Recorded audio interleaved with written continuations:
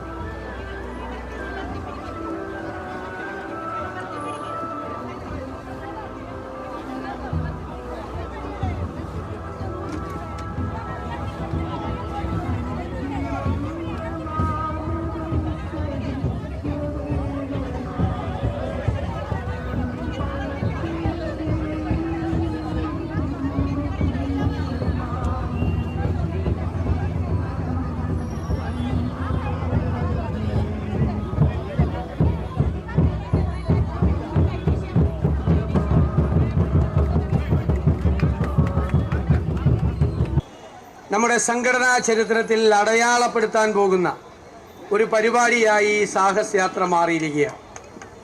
കഴിഞ്ഞ 138 ദിവസങ്ങളിലധികമായി കേരളത്തിലെ 1474 മണ്ഡലങ്ങളിലും പോയി മഹിളാ കോൺഗ്രസ് പ്രവർത്തകരെ സംഘടിപ്പിച്ച് അവരുടെ സങ്കടങ്ങളും അവരുടെ പ്രയാസങ്ങളും സാധാരണ സ്ത്രീകളുടെ ഹൃദയവികാരങ്ങളും ഒപ്പിയെടുത്താണ് ജബി മേത്തരും മഹിളാ കോൺഗ്രസിന്റെ സംസ്ഥാന ഭാരവാഹികളും ജില്ലാ പ്രസിഡന്റുമാരും ഉൾപ്പെടെയുള്ള ഈ ഒരു വലിയ ടീം തിരുവനന്തപുരത്ത് സെക്രട്ടേറിയറ്റിന്റെ മുന്നിലെത്തിയിരിക്കുന്നത്.